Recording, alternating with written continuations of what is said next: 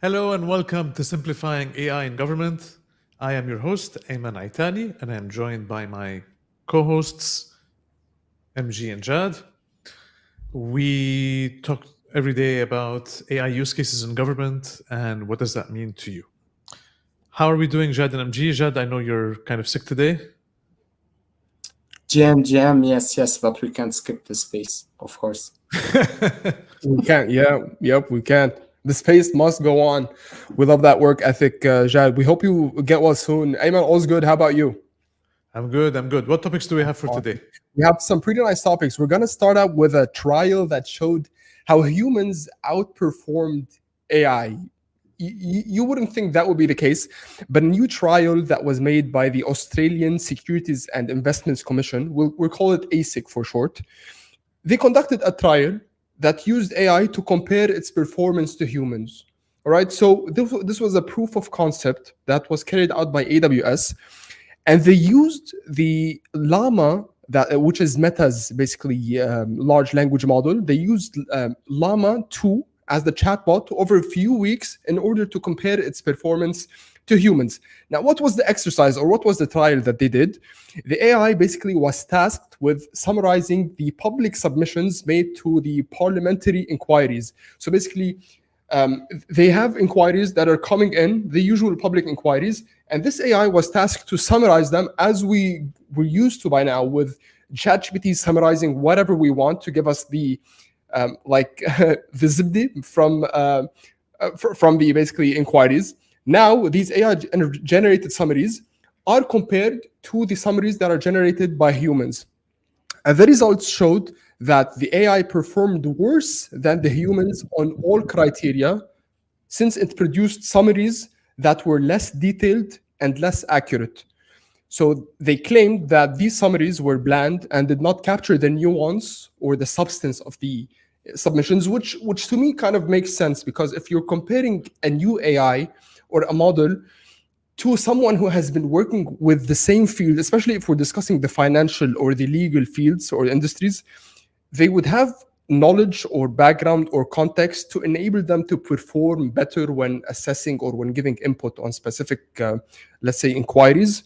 So they claimed that they were bland. They also claimed that they had misleading information in them, which we kind of gotten used to by now. Some queries by, let's say, chatbots do hallucinate from time to time. So they had some misleading information, but they also claimed that they increased the workload on the employees themselves, because with all this misleading information, they had to do some fact checking after the fact, and this resulted in more time in order to produce the final outcome.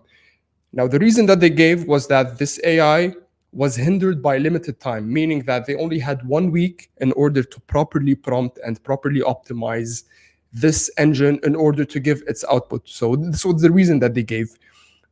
And we do know that proper prompt engineering plays a big role with large language model outputs. But how important is prompt engineering when can we blame, is prompt engineering alone the only factor that would result in poor performance, or should we also look at the underlying technology that Meta's Llama is offering? So a government entity in Australia used AI to summarize use cases, complaints by individuals and requests. And you're saying that the results of the AI tool were not as good as human results. Mm-hmm. Generally, when I feel the AI tools are not giving me the results that I'm expecting, it's usually due to the structure of the prompt and the poor prompting that I've been using.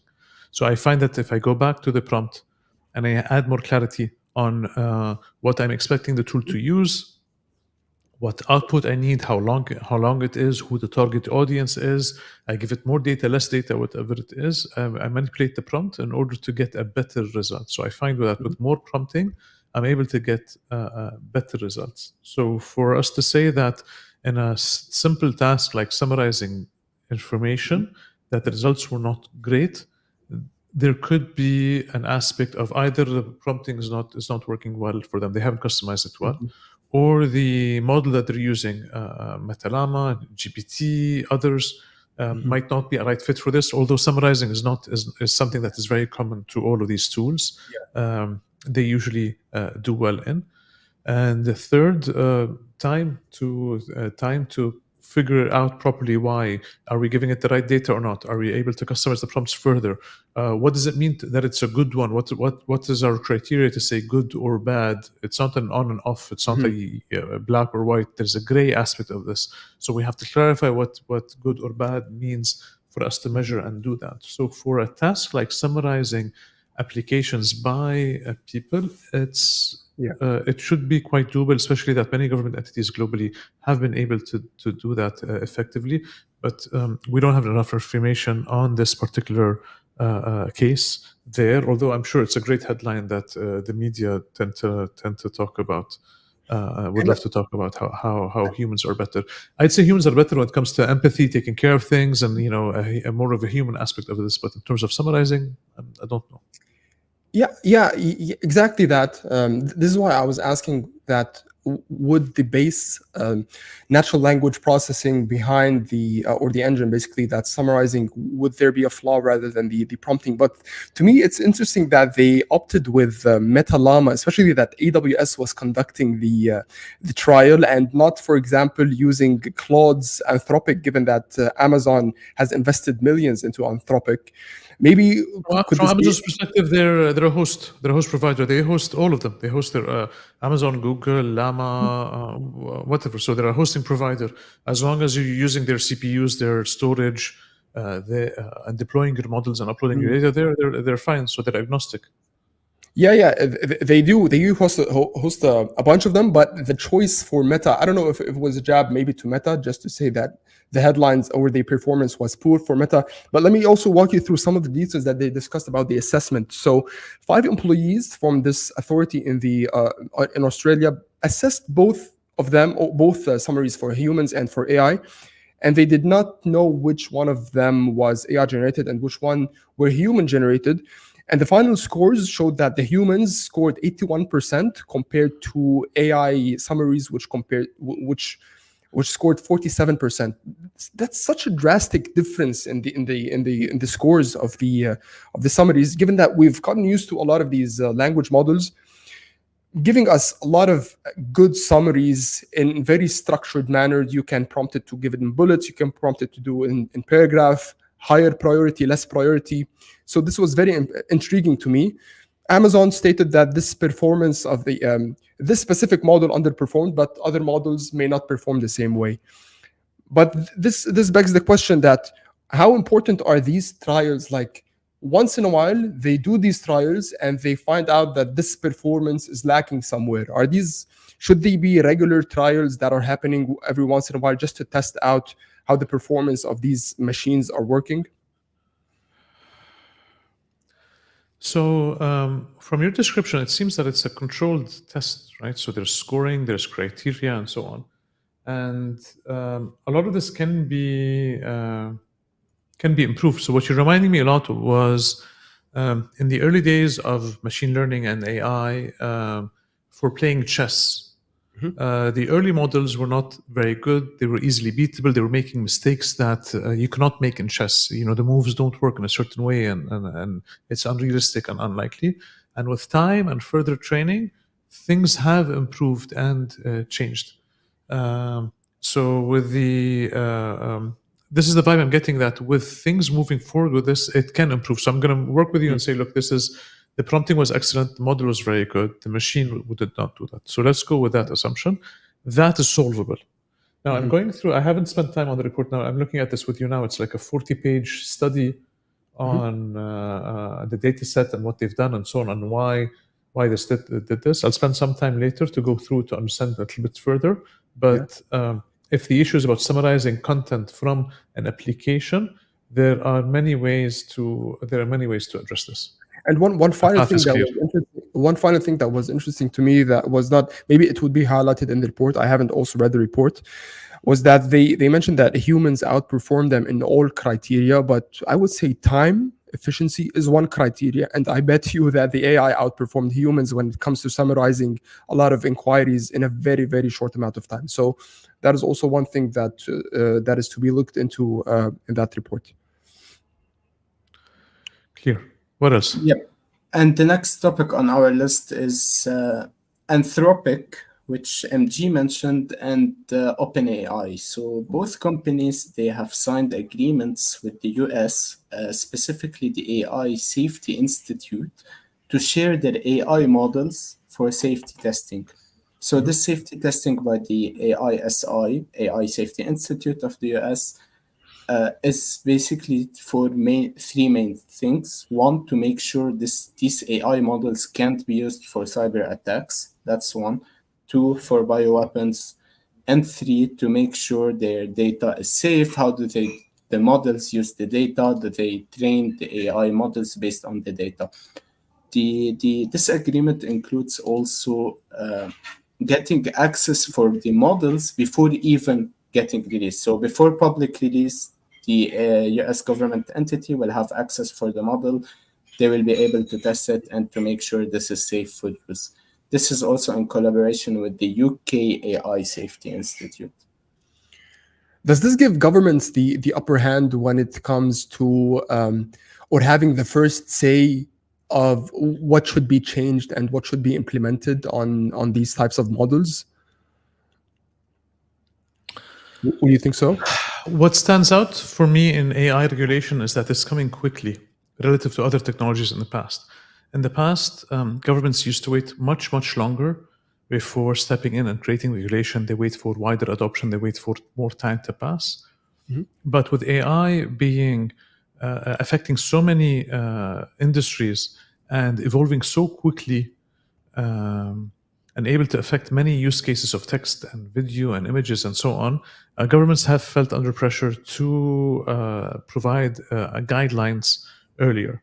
Now, as with any regulation, the more guidelines oriented, the better. So if it's guidelines oriented, that gives clarity on what is on what would need to be done from a creation perspective of a tool. But if it's regulation as in tightening, that also might stifle innovation. So that's always the balance between regulation and innovation. I do not think regulation can keep up with technology. It's very difficult for them to do so with the rapid innovation that's happening. However, what regulators have been doing across other technologies is they've been providing guidelines and updating these guidelines. So they're not laws, they're more guidelines, and that they enforce on a case by case basis depending on how things are going. So, but having those guidelines in place help. But also, you'll always have to keep in mind that there are so many countries and so many laws that people who want to do something very specific that they cannot do in country A, they will go and incorporate in country B that has a different regulation of AI or does not have regulation of AI and create their tool there. Ayman, do you think the AI safety guidelines they're trying to create are for AI use in government entities or for the public also? I think it's a mix of AI use. So having regulations for AI is a mix of protection for government entities, protection for businesses, and protection for individuals, and also protection in between countries. Because AI's growth potential is huge, and countries want to stay ahead. They want to stay in the game and ahead. So they want to be able to say that, okay, if we created, so in the US, if they created certain technologies, they want to make sure that they cannot export it easily to other countries the same way they do with chips and other technologies as well.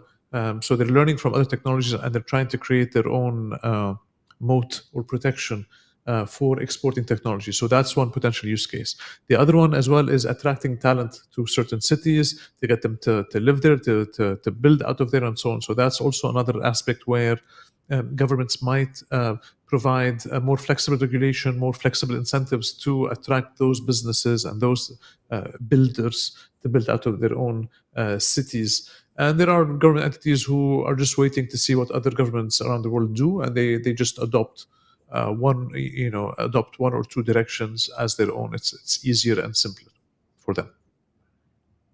All right, thank you, Ayman, for the clarification. Yeah, we're gonna move on to our third topic, which is the UK regulators clearing Microsoft Inflection AI deal after a competition review. So we've discussed previously how governments and authorities are adopting AI, but we barely or rarely discuss their role in keeping a fair competitive landscape, and especially with AI companies recently. Now, to give a bit of context, back in March, Microsoft announced that they had plans to bring on Inflection CEO Mustafa Sulaiman. So, for those of you not familiar with Inflection is also an AI company that has developed its AI chatbot or tool for personal assistance, and they call it Pi Personal Intelligence. So basically, their CEO Mustafa Sulaiman was headhunted by Microsoft along with other Inflection's staff members and team in order to lead a new division at Microsoft, which is called Microsoft AI. Now, after that announcement, some concerns in the UK arose that these big companies are starting to dominate the AI sector by headhunting these top talents. And so, following the announcement, the UK's Competition and Markets Authority, we'll call them CMA for short, they launched this investigation to see if this move presents any lessening of the competition in the UK AI market. So, and after months of regulation and consulting with stakeholders, they finally found out that, or today's announcement shows that the deal would not reduce competition among consumer chatbots, and that the Microsoft acquisition of the CEO is fair game to them. So this decision came to clear Microsoft on any market dominance accusations or concerns. Now we know that the role of regulators in such a situation is very important for maintaining a fair competitive landscape. But Ayman, do you think recently regulators, especially with the hype of AI and these big tech companies now diving into AI, do you think they are paying closer attention to these mergers and acquisitions in the AI sectors compared to other industries? Cutting edge technologies like AI, and before that, you had autonomous vehicles and other upcoming technologies. There will always be a race for hiring the people who are on that cutting edge of this to give advantage to those companies building that. And with AI, there's a lot of an echo from what used to happen with autonomous vehicles when Uber versus Apple versus Google and others were fighting towards acquiring certain talent, and there were lawsuits and anti-compete clauses and agreements that were being enforced.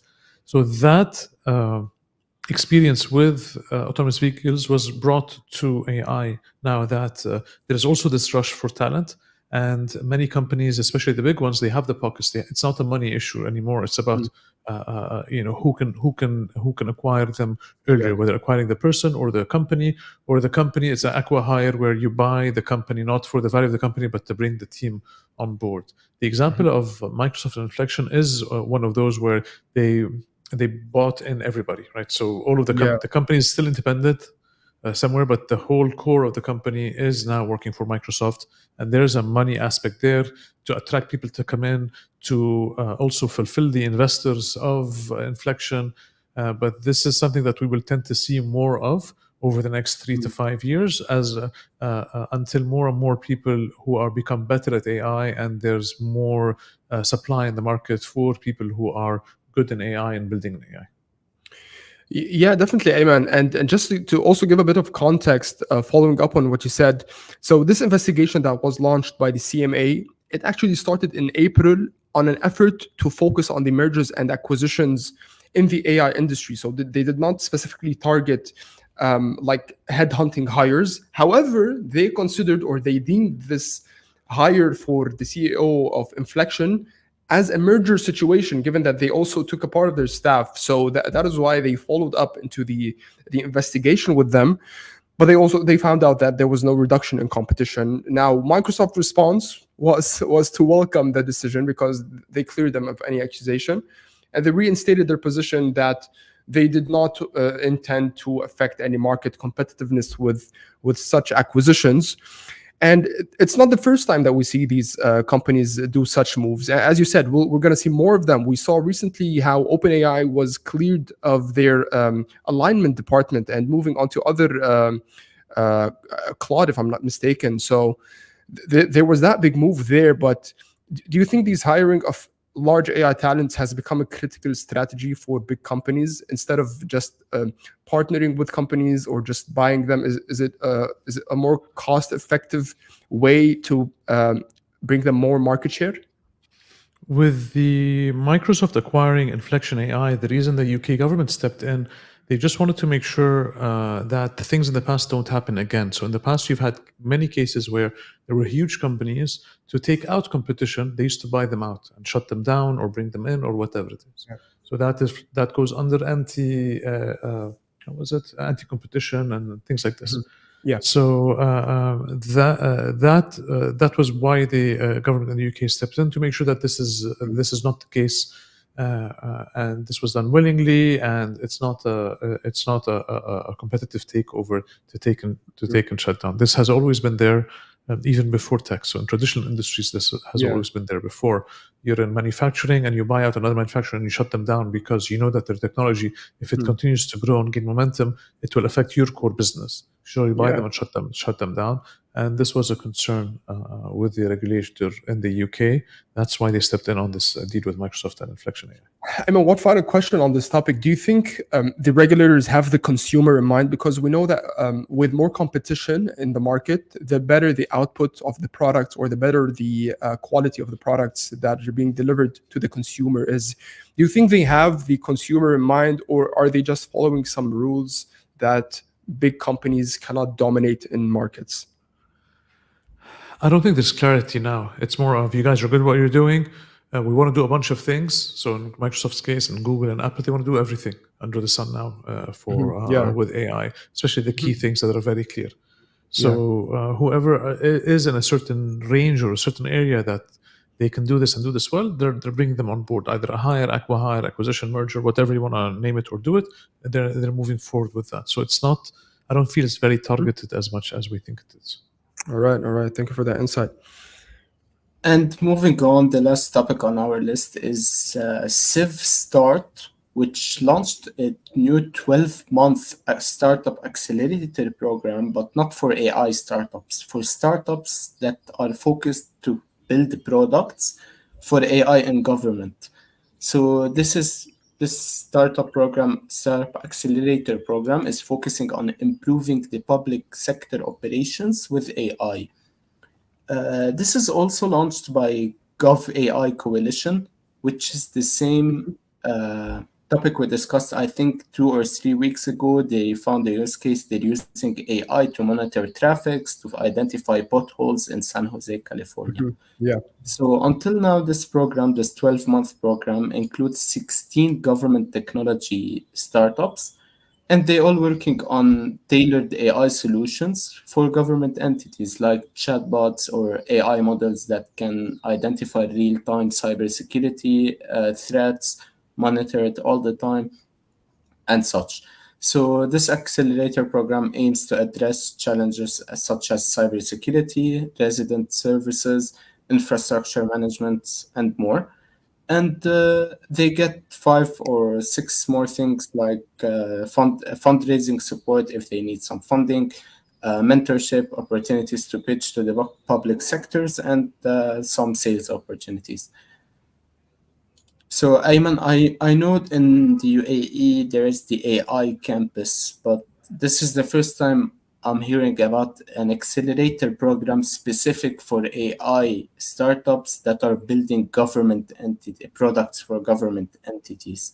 And it's a 12-month, which is a long road for the startups. So hosting a startup accelerator for AI in government helps the AI companies and the government entities collaborate to have implementations of AI use cases in a much faster way and a more effective way within a proof of concept. So usually how it happens is there are certain government entities who have a certain problem that they want to address, and they come up with their own problem statement. And they join this startup accelerator program, saying that we're open to collaborate with others on these specific problems, and they do have a point of contact from the government entity who can make decisions and chase for information within the government entity. And then on the other side, you have startups who are looking for an opportunity. They're looking for opportunity to find a partner, to sell a product, to merge with, to partner with. So, and these are small companies. When they talk to government entities, they usually don't get the traction or response that they would need from them, being small, untried, untested companies. So, having a startup accelerator for AI in government brings them together in order for them to collaborate within a framework that is safe, that has both parties working very closely together to have a proof of concept. And then if that proof of concept proves very effective, then that grows into a bigger opportunity for both. If it doesn't, at worst case from a government entity's perspective, it is a learning exercise where they know what's in the market. They have this collaboration has triggered thoughts internally on what data do we need, what departments are involved, what can we do, what can't we do. So it's a learning opportunity for the government entity, even if they don't end up collaborating at the end with that startup. And that means, as the technology evolves, as the government entity is more open to collaborating with others, and as the startups become better at working with governments and rolling out, then there will be room for further collaboration. If the startups are already... Yes, sorry, Ayman. No, go ahead. Oh, okay. If the startups are already building the products, finding the AI use cases for the government entities, won't there be a clash with the CAIO for each government entity? Because the chief AI officer, it's his job to find the AI use cases, to implement it, and so on. But here in this case, other startups are doing this job. So are there government entities that won't be moving forward with the chief AI officer, or they will move forward with their own AI use cases? Now, for a government entity to work with an AI startup to collaborate for finding use cases, there needs to be a certain level of maturity within the government entity for what is the problem that they want to solve, who from our organization can lead on this, what is the time frame that we want to solve this with, do we have a budget to do this or not. Usually, if there's a chief AI officer, which is a new role, that person and that department is ideal for leading on this.